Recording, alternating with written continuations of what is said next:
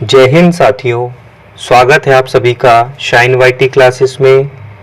Hindi short hand की practice dictation 80 शब्द प्रति मिनट गति से डिक्टेशन 5 सेकंड में शुरू होगी। स्टार्ट। परवरिश एक ऐसा संस्कार है जो मनुष्य के जीवन की दिशा और दशा दोनों तय करता है।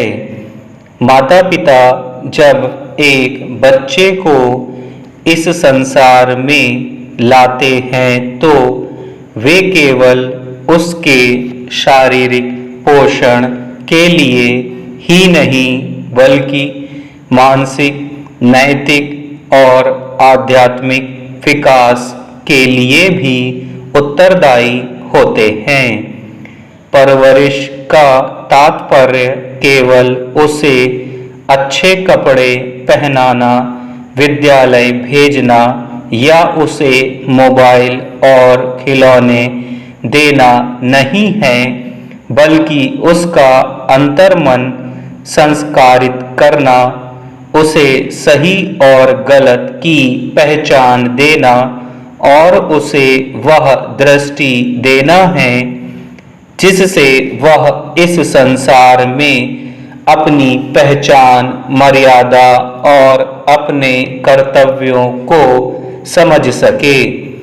जब एक बालक इस संसार में आता है तब वह एक कोरे कागज की तरह होता है। उस पर जो पहली इबारत लिखी जाती है वह होती है माँ की लोरी। पिता की नज़र और दादी नानी की कहानियाँ, यही इबारत उसका भविष्य तय करती है। परवरिश की शुरुआत माँ की गोद से होती है, जब वहाँ पहली बार जीवन की लय, ध्वनि और स्पर्श को अनुभव करता है। वह वही सीखता है जो देखता है, सुनता है और जिसे बार बार दोहराया जाता है। अगर घर में आपसी प्रेम, आदर और संयम होगा तो बच्चा इन गुणों को स्वाभाविक रूप से आत्मसात कर लेगा। मगर घर में कलह, क्रोध और लोभ का वातावरण होगा तो वह उसी से प्रभावित होगा।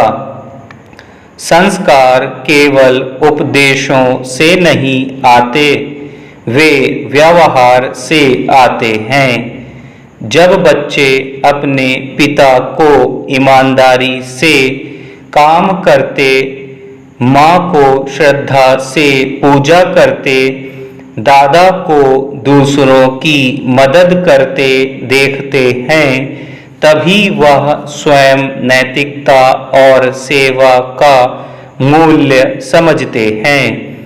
जैसे बीज की प्रकृति माटी, जल, सूर्य और समय से प्रभावित होती है, वैसे ही बच्चों का स्वभाव भी अपने पारिवारिक वातावरण से आकार लेता है। अक्सर शिक्षित लोग भी समाज में अनैतिक कार्य करते या भ्रष्टाचार में लिप्त रहते या संवेदनहीन बन जाते हैं। इसका कारण यही है कि उनकी परवरिश में ज्ञान तो था, पर भावनाओं और चरित्र की कमी थी। गुरुकुल प्रणाली में शिक्षा का उद्देश्य केवल शास्त्रों की विद्या देना नहीं था, बल्कि एक आदर्श जीवन शैली का निर्माण करना था। वहाँ बालकों को संयम, सेवा, दया, सहनशीलता और स्वाध्याय की शिक्षा दी जाती थी। परवरिश का मूल यही है केवल किताबी ज्ञान नहीं बल्कि जीवन की सच्चाई को समझना और उसे अपनाना। आधुनिक समाज में माता पिता इस बात को भूलते जा रहे हैं। वे अपने बच्चों को बड़ा अधिकारी बनाना चाहते हैं, लेकिन अच्छा इंसान नहीं। यही भूल आने वाली पीढ़ियों को आत्मवंचना की ओर ले जा रही है। बच्चे केवल माता पिता से ही नहीं, समाज, विद्यालय और अपने आसपास के वातावरण से भी सीखते हैं। जब बच्चा विद्यालय जाता है तो शिक्षक उसकी दूसरी माँ या पिता बन जाते हैं। अगर शिक्षक मात्र पाठ्यक्रम पूरा करने में लगे हैं और विद्यार्थियों को परीक्षा के अंक दिलाने तक सीमित हैं, तो वे परवरिश के अपने धर्म से विमुख हो रहे हैं। एक सच्चा शिक्षक वही है जो विद्यार्थियों के भीतर प्रश्न उठाए, उन्हें सोचने की प्रेरणा दे और उन्हें सत्य की खोज की ओर अग्रसर करे।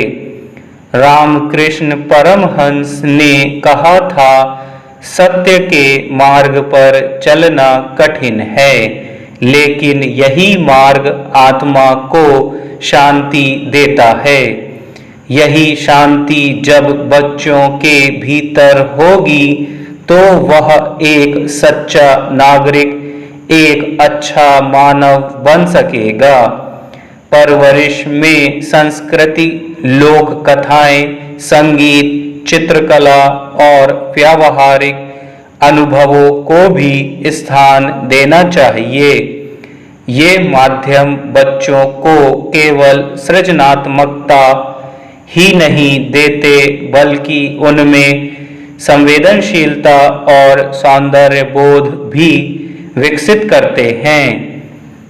आज की सबसे बड़ी चुनौती यह है कि परवरिश का स्थान मोबाइल, इंटरनेट और कृत्रिम बुद्धिमत्ता ने ले लिया है।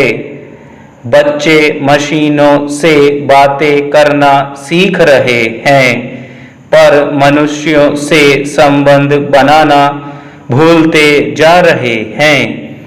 माता पिता व्यस्त हैं, शिक्षक थके हुए हैं और समाज दिशाहीन।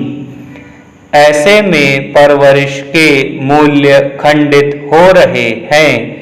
इस अंधकार में भी आशा की ज्योति जल सकती है, लेकिन हर परिवार को यह प्रण लेना होगा कि वह अपने बच्चों को डॉक्टर या इंजीनियर बनाने के साथ साथ एक भावनाशील, कर्तव्यनिष्ठ और विवेकी मानव बनाने के बारे में सोचे।